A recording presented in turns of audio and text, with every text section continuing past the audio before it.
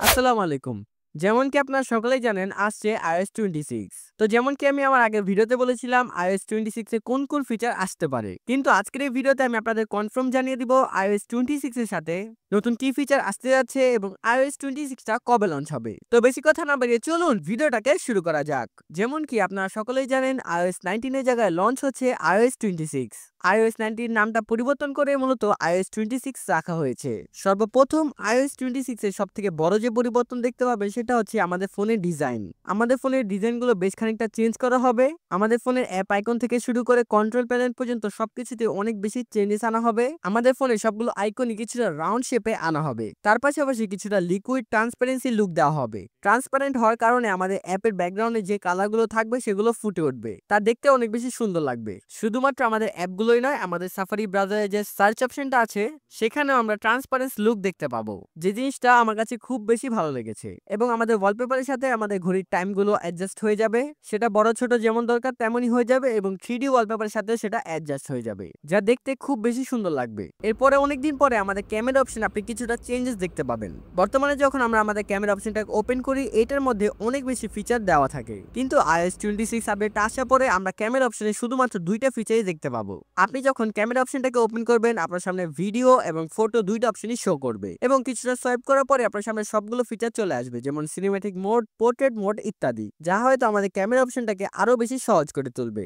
এবং বেশিরভাগ লোকই শুধুমাত্র ক্যামেরাটা ওপেন করে ভিডিও এবং ফটোর জন্যই। এবং ফটোস অপশনে আপনি কিছুটা চেঞ্জেস দেখতে পাবেন। ফটোস অপশনের ডিজাইনও কিছুটা চেঞ্জেস দেখতে পাবেন, যেটা iOS 18 দেখা গিয়েছিল। এর পাশাপাশি ফেস টাইম, কারপে, মেসেজিং সবকিছুতেই অনেক বেশি চেঞ্জেস আনা হয়েছে। যেহেতু আমাদের দেশে ফেস টাইম, কারপে অথবা মেসেজিং অপশন আমরা অত বেশি একটা ইউজ করি না, তাই এটা নিয়ে কথা বলে আপনাদের মূল্যবান সময়টুকু আমি নষ্ট করতে চাই না। এরপরে যে চেঞ্জেসটা দেখতে পাবেন সেটা হচ্ছে আমাদের অ্যাপেল ইন্টেলিজেন্সের মধ্যে। আমাদের স্ক্রিনে যে কোনো জিনিসের ডিটেলস যদি আমরা জানতে চাই, যেমন জিনিসটার নাম কি, জিনিসটা কোথায় পাওয়া যাচ্ছে অথবা জিনিসটার দাম কত, সবকিছু জানতে পারবেন এই ফিচারটার মাধ্যমে।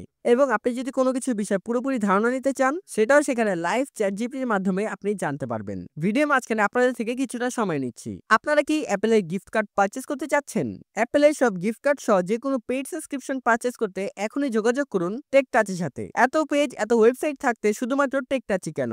কারণ টেক টাচই দিচ্ছে বাংলাদেশ সবথেকে কম মূল্যে এবং সবথেকে দ্রুত ডেলিভারি। ভিডিও ডিসক্রিপশনে তাদের ফেসবুক পেজের লিংক এবং হোয়াটসঅ্যাপ নাম্বারটি দেওয়া থাকবে।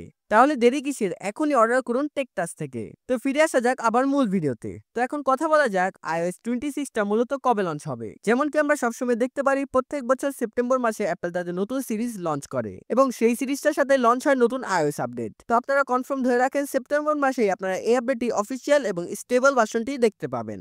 এর আগে অ্যাপল তাদের কিছু বেটা আপডেট এবং আরসি ভার্সন লঞ্চ করবে, যেটা নিয়ে অবশ্যই আমি কথা বলবো। তো আজকের এই ভিডিওটা ছিল এই পর্যন্তই। ভিডিওটা যদি ভালো লাগে অবশ্যই একটা লাইক করে দিবেন এবং চ্যানেলে নতুন হলে চ্যানেলটাকে সাবস্ক্রাইব করে আমার সাথেই থাকবেন। ধন্যবাদ সকলকে, দেখা হবে নতুন একটা ভিডিওতে।